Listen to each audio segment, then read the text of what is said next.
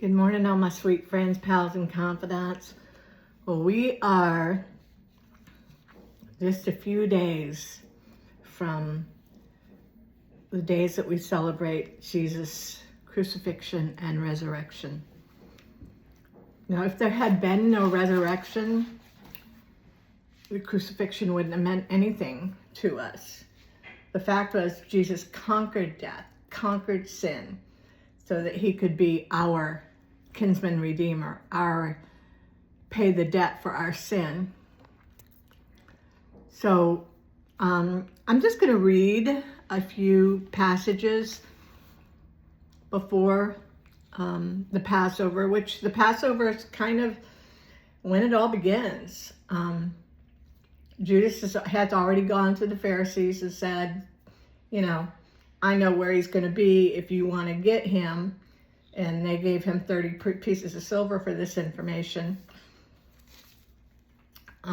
which Judas later threw the silver back at them and said, I made a mistake, blah, blah, blah, blah. And they said, too late. But I'm going to read these passages.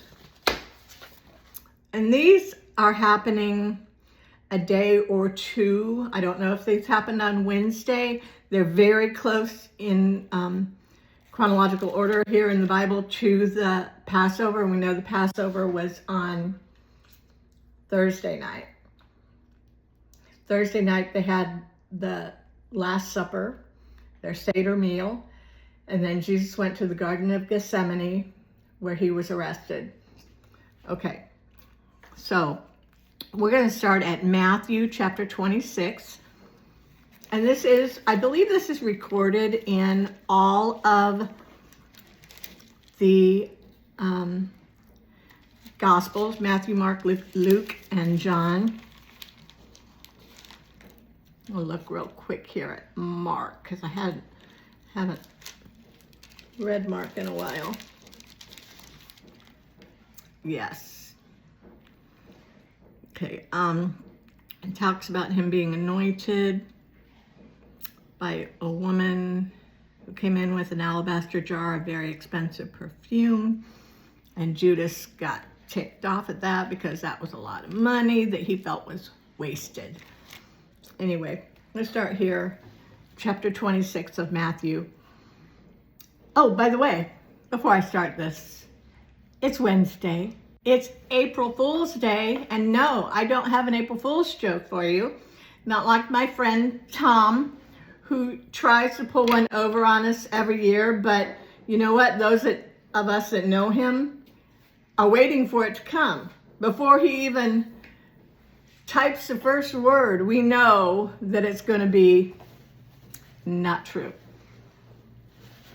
I think the very first year that I read it, probably that he did it, because I've been friends with him for a very, very, very long time. We met in Haiti.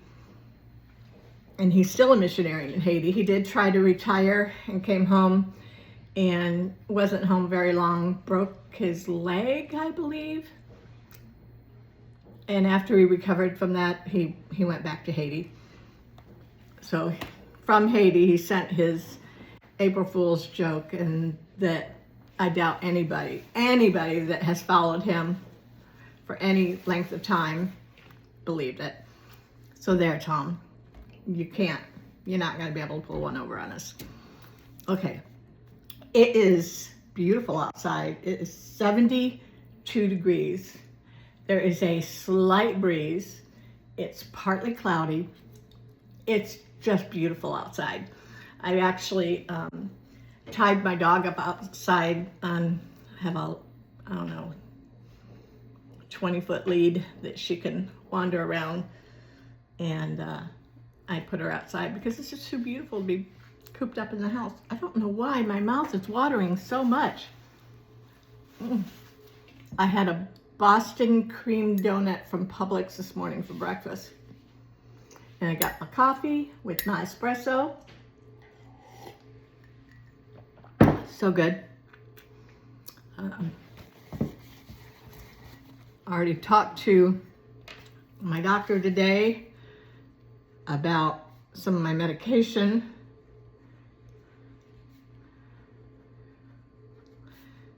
So hopefully it's gonna start working soon. Yeah, so happy April Fool's Day. Matthew chapter 26. And allergies are really bad right now. My car is yellow from the pollen. It's nasty. My husband washed my car, when was it? Not long ago. Less than a week ago. I'm thinking it was last Saturday that he washed it, and it's already gross. So, forgive my runny nose, my congestion. I wake up every day with a headache. Poor me, I know, poor me. Okay, when Jesus had finished saying all these things, he said to his disciples, as you know, the Passover is 2 days away. So this was probably Tuesday. And he says it right here, what's going to happen, but they still don't get it. They don't get it. As you know, the Passover is 2 days away, and the Son of Man will be handed over to be crucified. How much plainer can he make it? When the chief priests and the elders of the people assembled in the palace of the high priest, whose name was Caiaphas, and they plotted to arrest Jesus in some sly way and kill him, but not during the feast.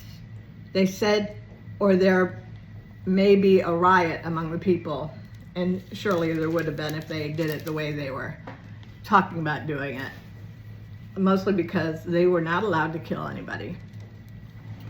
Only the Romans could do that.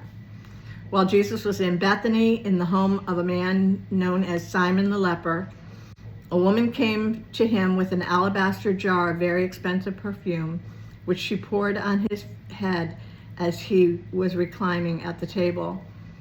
When the disciples saw this, they were indignant. Why this waste? And actually, in other books, it tells that it was Judas that got all up in arms.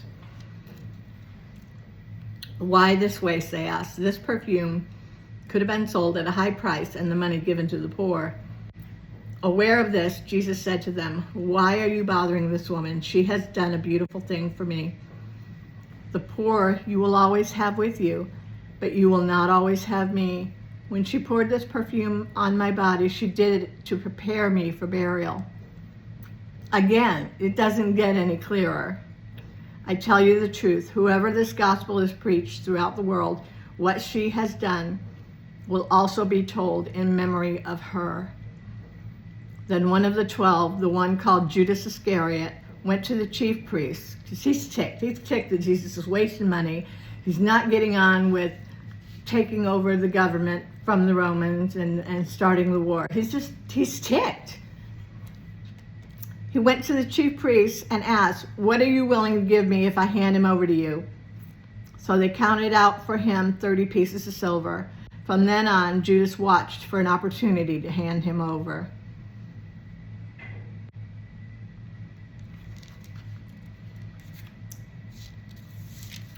Getting close, folks.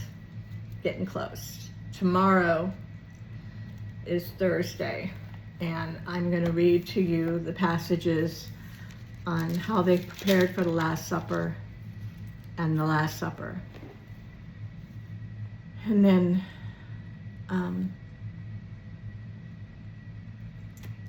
I don't know if I'll get to all of this, but just to let you know, after the Passover meal, Jesus gets arrested and handed over. So it's coming. I was just looking at this Bible, and oh my goodness, it's falling apart. Look, it's old, and I knew it was old, but I didn't realize how old it was till I opened. I don't remember where it was. Where was it? I don't know. I was looking for something in particular, and I came across a note that I had written, and it said 2001. So this Bible is at least 25 years old. I'm thinking it's a little bit older than that. I believe I bought this Bible right after my divorce. One of the first things that I bought for myself with my maiden name on it. So I believe I bought this Bible in 1999, in the fall of 99. So I've had it a long time. It's got a lot of writing in it. Its pages are torn. I've had it the cover redone because it came completely off one day. So I love this Bible. It's an NIV. I will always have it. I will never get rid of it. Love it. Okay, so what's in your coffee today? How are you celebrating? I think I mentioned it yesterday and last night at church. Oh, I think I'll link it below in the comments below. I'll try to remember to do that. Link 11:22 service. Last night we had our Passion service, and I don't know what I was expecting. I kind of was expecting Joby to preach. He didn't preach. It was a kind of a musical. It was a worship service. There was some reading, Bible reading, and telling the story, and it was good. There was a lot of videos.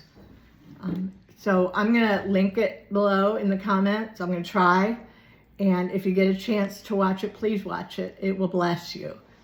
So this week, meditate on what he did for us almost 2,000 years ago. Wow. Love y'all. Jesus loves you even more. Bye.